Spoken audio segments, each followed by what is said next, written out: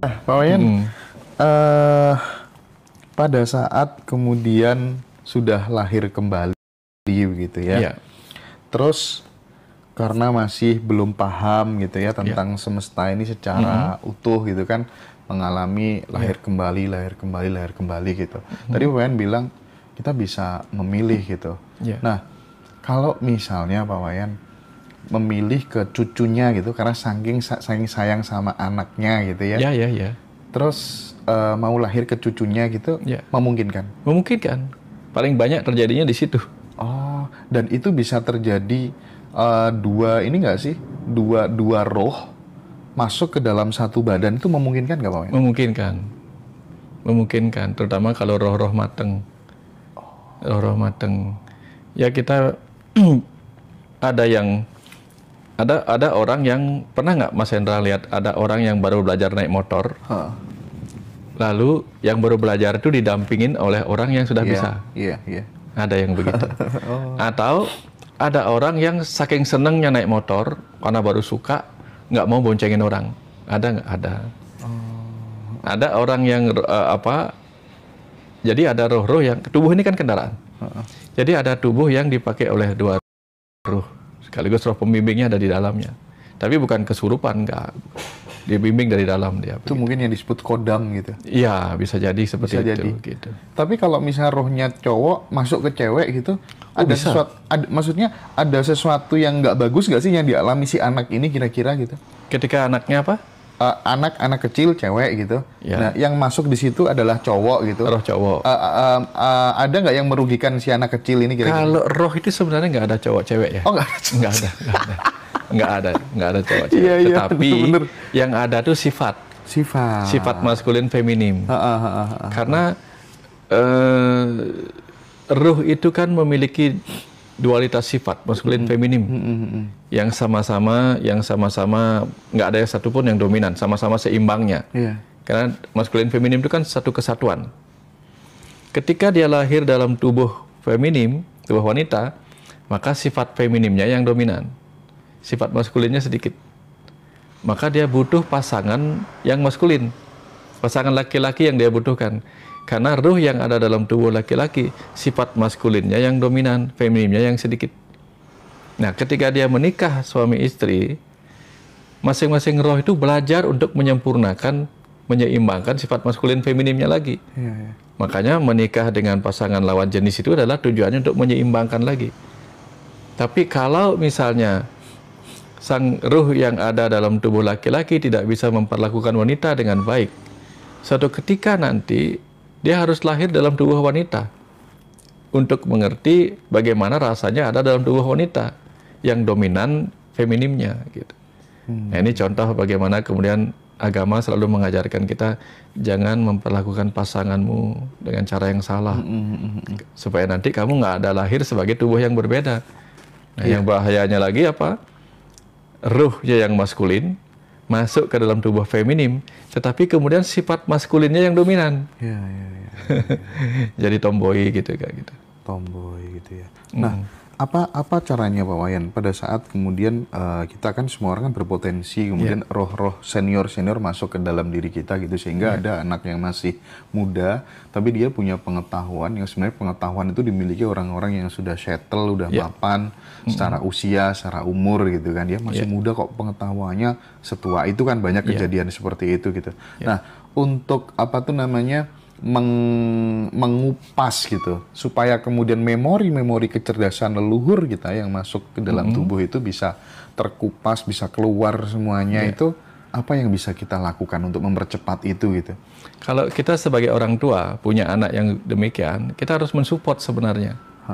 Nah, itu tergantung kepercayaan kita. Di luar negeri kadang-kadang kalau si anak tiba-tiba wisdomnya tinggi walaupun dia masih kecil, itu bisa membuat ketakutan orang-orang tua di sana, dikira anaknya sakit jiwa. Iya, iya, iya. Nah, tapi kalau di Indonesia, di tempat atau di Bali, di tempat-tempat di mana orang-orang percaya adanya roh leluhur yang bisa reinkarnasi, dia akan mensupport keinginan si anak itu, sukanya apa disupport. Karena ada anak kecil loh yang suka ilmu spiritual ada itu. Nah, berarti dia roh mateng. Kalau udah roh mateng, disupport apa yang dia inginkan. Dia suka belajar begini, ditemanin gitu. Nah, dan kalau kita adalah roh mateng yang reinkarnasi ke dalam tubuh ini, kita sadar ketertarikan kita pada apa. Beda ketertarikan kita, pasti tahulah kita. Sementara orang lain sukanya main-main begini gitu. Kita tertariknya pada rahasia-rahasia semesta gitu.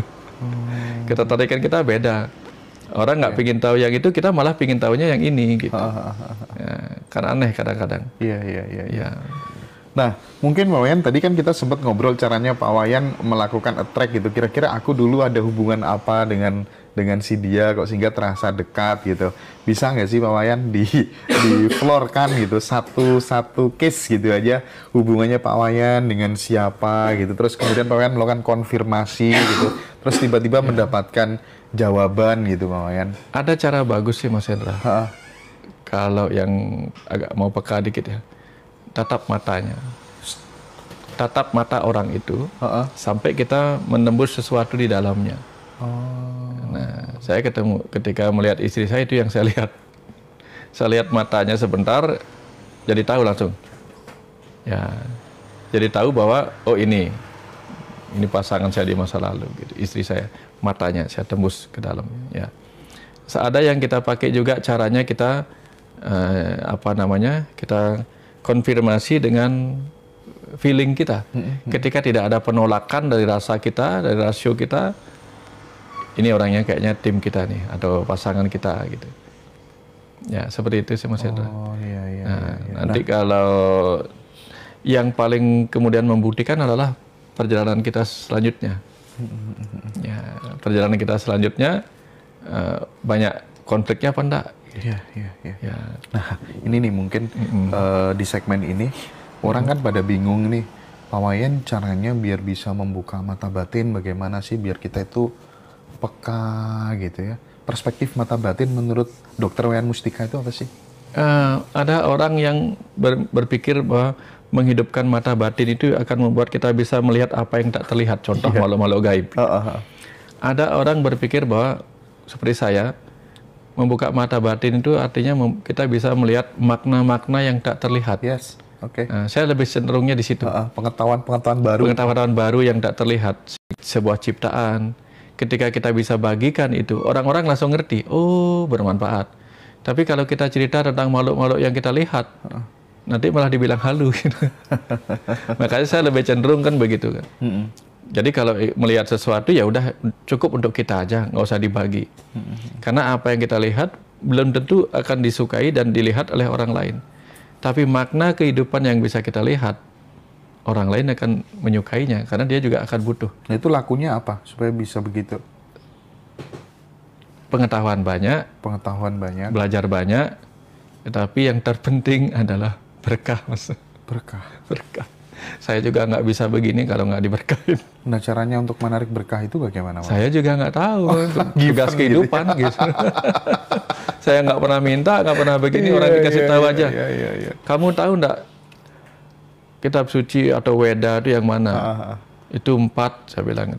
Saya nggak ngerti ilmunya, bahasa Sanskritnya ngerti. Bukan hanya itu.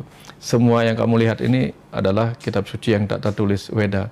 Bacanya gimana? Besok kita baca. Nah, kata itu yang membuat saya bisa baca. Besok kita baca. Nah, besoknya nonton Nat Geo World, nonton apa namanya itu Mas, yang selain Nat Geo World, apa namanya itu ya? Discovery Channel itu loh. Apa-apa yang saya tonton itu memberi makna gitu. Contoh nih Mas Ana, kalau mau saya kasih contoh ya. Iya. Saya nonton di Nat Geo Wild, apa Discovery saya lupa tuh. Ikan-ikan salmon itu berenang balik ke samudra. Berenang. Lompat melewati jeram, harus lompat. Ada yang dijaga sama beruang, dimakan sama beruang. Ada yang dimakan sama burung elang. Dia lompat rame-rame terus sampai di danau. Jadi dia satu melawan arus, dua kemudian ke danau, ke atas. Ngapain kamu ke situ? Kan kamu hidupnya di samudra. Enggak. Sebelum saya hidup di samudra, saya lahirnya di danau. Berarti sebelum saya mati, saya harus balik ke tempat saya di mana saya berasal. Apakah kembali ke tempat dari mana kamu berasal bukan tujuan dari kematianmu? Kayak gitu dia ngajarin, Mas Hendra. Keren. Saya nggak tahu dapatnya dari mana gitu. Nggak tahu dapat dari mana gitu. Nah, dulunya ya nonton biasa aja. Nah, tapi menariknya tadi kan Pak Wayan mengatakan bahwa kita ditunjukin nanti kalau kamu terlahir sebagai ini, jalan hidupmu akan seperti ini gitu. Tetapi kan kita melakukan sebuah persiapan diri ya.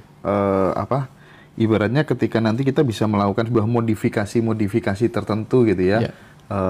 Kita kembangkan sendiri gitu. Itu ketika kita mengubahnya gitu, itu jalan yang ditunjukin tuh bisa berubah drastis nggak sih Pak Wayan?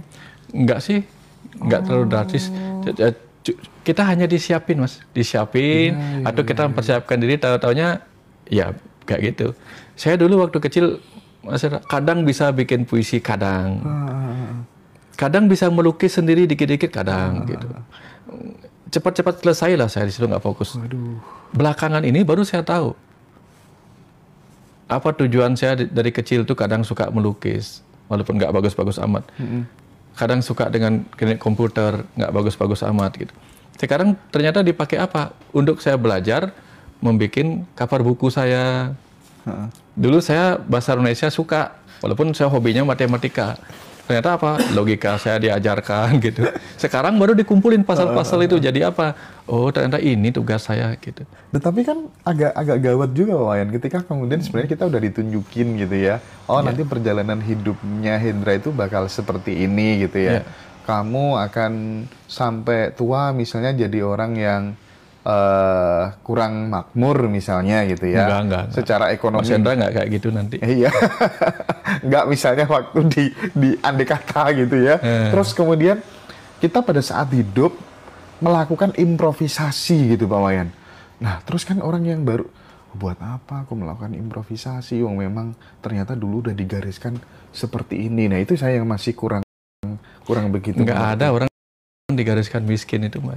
Nggak ada. Nah, yang ditunjukin jalan hidup itu nggak sampai kemudian kamu enggak. Visi misi jiwa tuh nanti kamu visi jadi orang miskin tuh nggak ada itu. Nggak ada. Visi kita semua tentang belajar kecerdasan semesta. Oke. Visi setiap benih itu, benih pohon mangga, nanti kamu dewasa dan berbuah. Oke. Ya, semuanya akan menjadi berbuah. Ada yang berbuah mangga, berbuah kelapa, berbuah ini. Nah, kita ini dilahirkan berbuah apa? Berbuah karya. Karya apa? Ada karya tulis. Mas Hendra, inilah buah karyanya Mas Hendra bagi kehidupan. Video-video ini. Tukang bangunan, buah karyanya apa? Buah karya dan perannya itu luar biasa. Karena hanya tukang bangunan yang bisa mewujudkan mimpi-mimpi orang. Betul. Untuk punya rumah mewah. Ya orang kaya nggak bisa punya rumah mewah sekaya apapun dia. Kalau nggak ada tukang bangunan yang mewujudkannya gitu. Orang kaya pingin makan lobster, kalau nggak ada nelayan yang mewujudkannya nggak bisa. Iya. Visi-visinya begitu. Gitu. Dan pada akhirnya orang itu akan merasa makmur di tempatnya masing-masing. Makmur ya bukan tentang kekayaan ya Mas. Iya. Karena banyak orang kaya nggak merasa makmur loh Mas. Oh iya betul. Makmur itu tentang rasa di dalam, rasa kebercukupan gitu. Oke. Saya akan berlanjut lagi gitu. Ciri-cirinya apa sih Pak Wayan? Tanda-tandanya apa sih bahwa kemudian kita itu sudah mengalami banyak sekali reinkarnasi gitu ya. Nanti mungkin bisa dikupas secara lebih detail gitu. Karena kalau dalam kacamata umum gitu kan, salah satunya kita sering mengalami deja vu seperti yang disampaikan Pak Wayan tadi. Bahkan deja vu-nya sampai kolektif gitu kan ya. Terus kemudian kita menjadi pribadi yang empath gitu ya. Empatnya tinggi gitu. Tahu sesuatu yang belum terjadi terkadang, terus merasa lebih tua gitu ya, intuisi puzzle di masa lalu, terus kemudian kadang kan ada sahabat-sahabat saya itu yang masih muda Pak Wayan, tapi nggak tahu tertarik banget sama candi-candi, tempat-tempat tua begitu. Nah saya pengen kita bicara soal ini Pak Wayan, monggo. Kapan ciri-ciri bahwa kita sudah sering reinkarnasi? Berulang-ulang gitu. Mas Hendra 3 kali 15 masih ingat ya Mas? 3 kali 15 masih. Berapa Mas Hendra? 45 kan? Dulu waktu SD itu berat nggak soal itu? Oh berat dong. Tapi setelah lewat enteng ya? Enteng gitu. Itu bukan masalah lagi kan? Bukan. Nah, sesuatu yang bukan masalah lagi karena Mas Hendra sudah melewatinya dan sudah paham. Betul. Nah, dalam peristiwa kehidupan ini, perjalanan hidup kita ini, kita akan bertemu banyak masalah, tentu kan? Ya. Tapi kapan masalah-masalah yang harusnya sederhana itu menjadi berat, berarti reinkarnasi kita belum banyak. Oh. Tapi kapan masalah-masalah yang bagi banyak orang begitu berat dan bagi kita biasa-biasa aja, tanda-tanda kita sudah melewat masalah-masalah kayak gitu. Sip, oke, betul ya? Oke, sip. Contoh begini, dulu Mas Hendra, anggaplah Mas Hendra waktu miskin gitu, miskin. Nyari uang 1.000 susahnya luar biasa. Tapi sekarang nyari uang 1 juta tuh gampang gitu misalnya. Tapi bagi orang lain masih susah. Nah, karena sudah maju tentu mencari uang yang lebih besar lagi tidak masalah lagi. Tapi bagi orang lain masalah. Hal yang sama terjadi, Mas.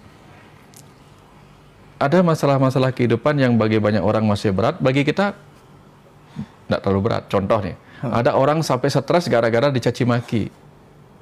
Tapi ada orang yang dicaci maki ketawa aja dia. Apa yang dia lihat pada orang yang caci maki? Kan kasihan kalau dia menyimpan caci maki, udah dikeluarin aja. Tapi kamu kenapa nggak marah dicaci maki? Itu kan tidak harus untukku. Jadi dia tidak menganggap itu masalah. Tapi bagi orang lain masalah.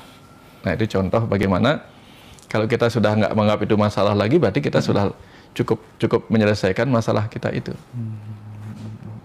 Ada orang yang nggak beres-beres urusan rumah tangga, masih bermasalah. Berarti dulu dia belum selesai juga.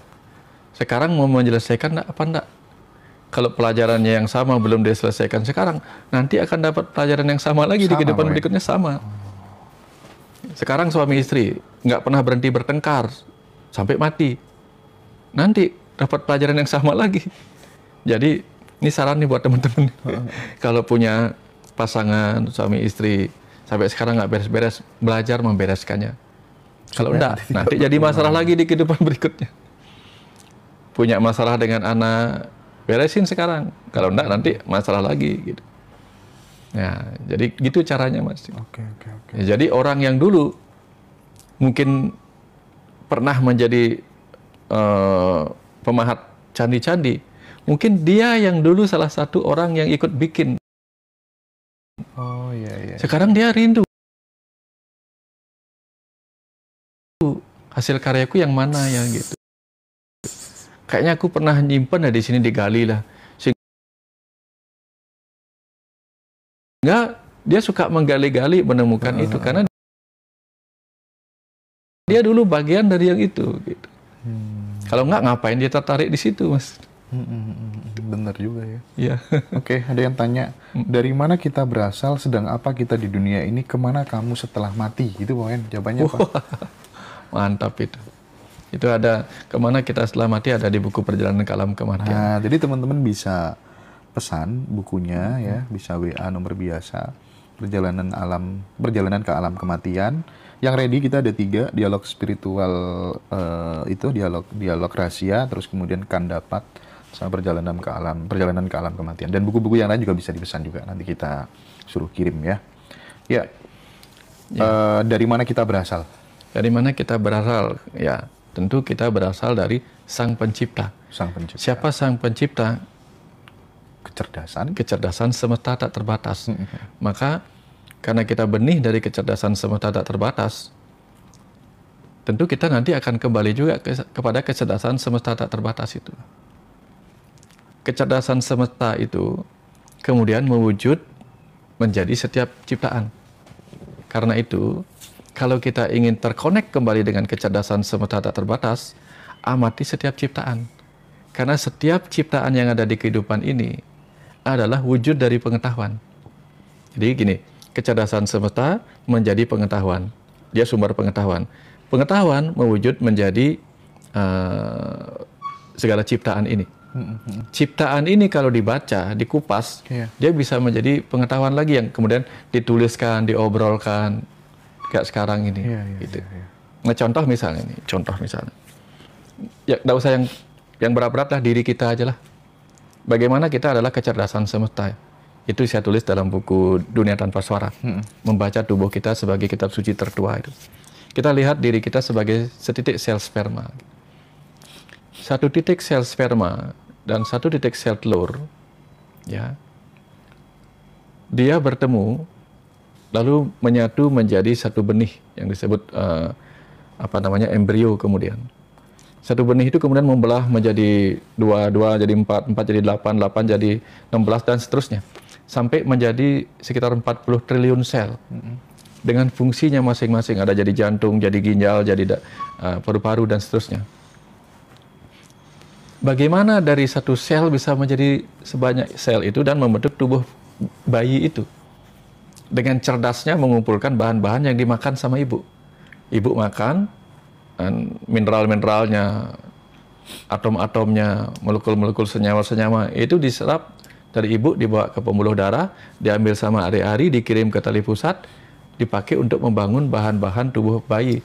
Seperti misalnya kita punya lahan, kita bangunkan rumah, ya, ada pabrik yang mengirimkan bata atau batako atau seng atau semen atau pasir dan seterusnya.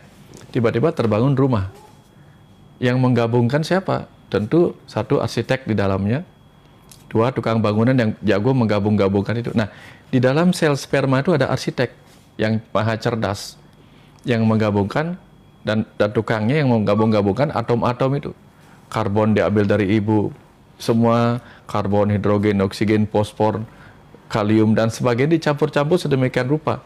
Kalium-kaliumnya jadikan tulang gitu misalnya, fosfor juga jadi tulang. Hebat ya.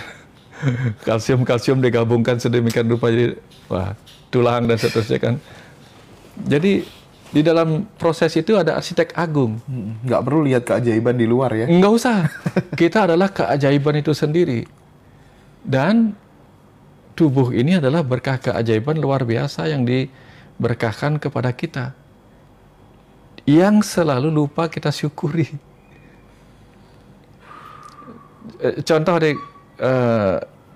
Contoh nih, pikiran kita adalah keajaiban maha besar. Kita mungkin tidak seperti ikan yang bisa berenang, tapi dengan pikiran ini kita bisa menciptakan sirip. Kan ada kalau orang menyelam pakai sirip. Iya. Kita bisa membuat tabung yang membuat kita bisa hidup lama di. Betul. Dalam air. Kita mungkin tidak bisa seperti citah berlari cepat, tapi manusia dengan pikirannya bisa menciptakan roda dan motor. Kita nggak bisa membuat diri kita seperti burung, tapi kita bisa terbang seperti burung dengan kekuatan pikiran kita. Dan sekarang orang lagi bikin mesin waktu, traveling, menembus ruang dan waktu kan. Traveling menembus ruang dan waktu, pakai pikiran aja. Sekarang saya tanya Mas Hendra, butuh berapa detik Mas Hendra untuk tiba-tiba sekarang ada di rumah? Bayangkan rumah Mas Hendra sekarang. Lah. Secepat kejap mata, nggak sampai memejamkan mata. Iya, nggak sampai memejamkan mata. Coba, ada nggak rasa ketika Mas Hendra masih kecil? Di usia waktu itu Mas Hendra lagi SD kelas ini lagi main apa gitu. Bisa nggak ngebayang itu? Bisa. Jadi dengan cepat pikiran kita bisa membawa kita ke masa lalu dengan rasa yang ada di situ. Kan otak kita ini kan mesin waktu yang bisa membawa kita pergi kemana-mana gitu. Bahkan pengen ke masa depan bisa dengan imajinasi, visualisasi. Saya ingin rumah ini begini, bla bla bla gitu. Itu contoh kita memiliki banyak keajaiban di dalam tubuh kita yang lupa kita syukuri. Ya. Gajah bisa hidup dengan belalainya. Burung elang bisa hidup dengan sayap dan cakarnya. Masa manusia nggak bisa hidup dengan pikirannya gitu? Tapi sekarang di dunia spiritual lagi-lagi pikiran seolah-olah diabaikan. Pokoknya yang penting itu kesadaran gitu. Jangan hidup dengan pikiran aja, kesadaran gitu ya. Yang sadar Padahal orang nggak sadar kalau nggak punya pikiran bagaimana bisa? Ya bingung ya. Nah tapi aku yang menarik gini deh Pak Wayan dari obrolan kita tadi itu. Kira-kira ya orang yang kemudian sudah dia tidak akan terlahir kembali itu kan ketika sudah memang benar-benar dia belajarnya udah selesai gitu ya, udah finish gitu. Nah dia akan menjadi apa saja sih Pak Wayan ketika dia sudah finish gitu? utang pelajarannya. Dia nggak, kan udah nggak lahir kembali di dunia ini gitu kan. Nah terus dia akan kemana gitu, jadi apa gitu maksudnya?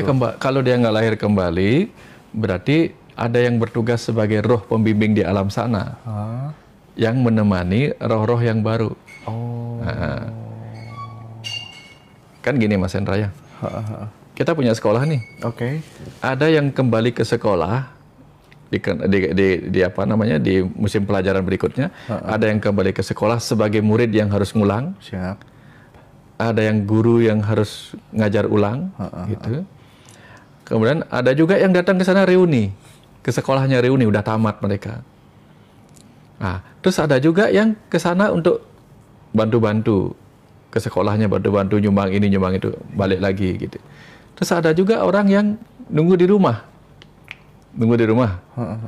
Jadi murid-muridnya datang dari rumah, pulang sebagai orang tuanya, dia ngajarin juga di rumah. Ada PR nggak kamu di sana? Ada PR? Saya nggak ngerti nih PR begini, minta ajarin. Tapi si orang tua nggak balik lagi ke sekolah itu. Kebayang maksudnya, Mas? Jadi ada roh-roh yang nggak balik ke sini untuk jadi apa? Untuk jadi pengajar di situ. Ini tugasmu gini. Oh ya, kalau gitu dia besok balik bawa PR-nya, homework. Nah, home itu kan ketika kita bilang pulang ke alam sana, berarti kan ketika pulang ke alam sana kan ada tanda petik orang tua di situ, ada guru di sana yang mengajarin kita gitu. Ada kalau orang tuanya nggak ngerti, didatangkan guru les. Artinya apa? Didatangkan roh matang yang bisa memberi pembimbingan apa yang harus dikerjakan di kehidupan berikutnya. Sesederhana itu, Mas. Makanya ada roh-roh pembimbing. Oke. Nah, karena Pak Wayan ini sebagai seorang dokter gitu ya, kita tahu di sistem pengobatan konvensional, di samping kemudian tidak murah, juga ada risiko-risiko gitu kan. Nah, kita sekarang pengen geser ke tentang kekuatan pikiran dan keyakinan gitu. Mungkin nggak sih suatu hari nanti gitu Pak Wayan terjadi perubahan atau revolusi di dunia medis gitu, dimana yang tadinya kita bergantung kepada obat-obatan ya, dokter dan seterusnya gitu, tapi kemudian beralih ke pikiran dan keyakinan itu ternyata bisa menyembuhkan orang gitu. Kita tahu ada yang namanya apa sih kalau kita bilang dengan menggunakan sugesti aja gitu ya, ternyata bisa sembuh gitu kan ya. Itu tuh bagaimana Pak Wayan? Kalau kita bicara tentang obat, kan ada obat dari dalam dan ada obat dari luar. Selama ini kan kita banyak memakai obat yang diciptakan oleh kecerdasan di luar diri kita untuk menghasilkan obat-obat kimia. Tapi kan ada di dalam diri kita kecerdasan yang bisa juga memproduksi obat. Contoh nih misalnya, begitu kita ketakutan, kita butuh pemicu jantung. Ya, kita butuh lari kan kita butuh pemicu jantung. Bisa kita dapatkan dari luar berupa kopi, misalnya kopi, atau ephedrine misalnya, atau adrenalin misalnya. Makanya dokter orang yang shock gitu misalnya, dia butuh jantungnya berdetak lebih kencang lagi, dikasih adrenalin misalnya suntikannya. Tetapi kan itu juga bisa diproduksi dari dalam diri oleh kelenjar yang disebut kelenjar adrenal. Nah, kapan dia akan memproduksi adrenalin? Ketika kita ketakutan, ketika kita merasa butuh kekuatan gitu. Berarti kecerdasan di dalam tubuh kita akan memproduksi zat-zat yang sama. Kalau zat-zat itu tidak bisa didapatkan di dalam, dia akan diproduksi di luar untuk dimasukkan ke dalam. Contoh insulin misalnya. Normalnya kan kita punya insulin untuk mengubah gula darah menjadi gula otot. Tapi kalau insulin di dalam gagal, dikasih insulin dari luar. Jadi kalau insulin di dalam sudah beres, insulin dari luar nggak perlu. Nah, hal yang sama terjadi dengan obat-obatan. Suatu ketika kalau semua orang sudah bisa mengembangkan kembali kecerdasan dalam dirinya sebagai alkemis, si ahli kimia, untuk menciptakan obat-obat dalam dirinya, dia sudah nggak butuh lagi. Contoh nih, saya baru menggunakannya satu aja. Ya, nggak tahu sekian abad ke depan, mungkin kecerdasan manusia sudah lebih hebat lagi kan. saya baru menggunakan 1 dan 2 kali pengobatan. Contoh gini, kalau kita alergi, Mas, kalau kita alergi, kalau kita sesak, maka kita berikan obat anti alergi, gatal-gatal,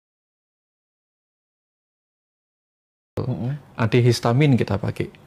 Kalau sesak, nafas kita asma, kita berikan obat yang disebut aminofilin. Contoh, obat aminofilin biar lega nafasnya.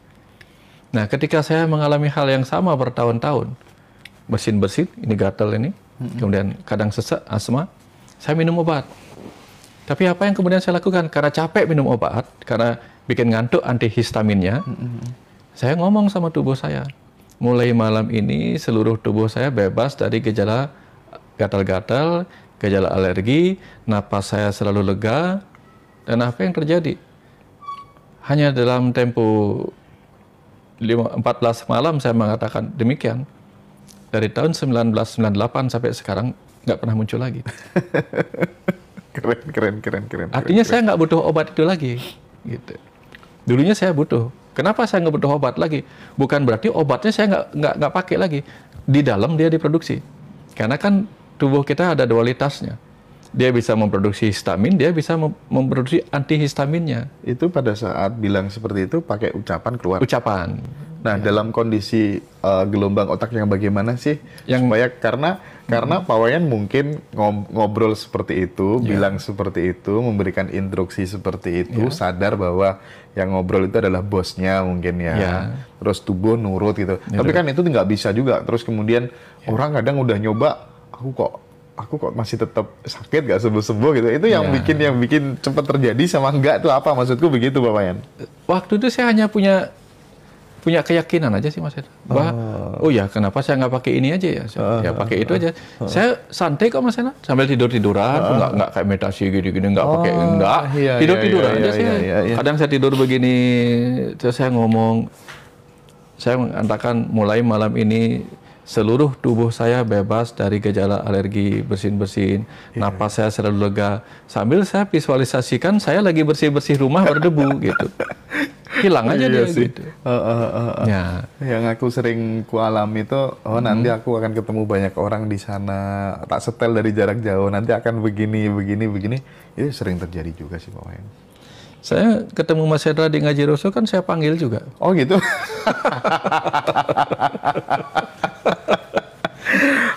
Keren.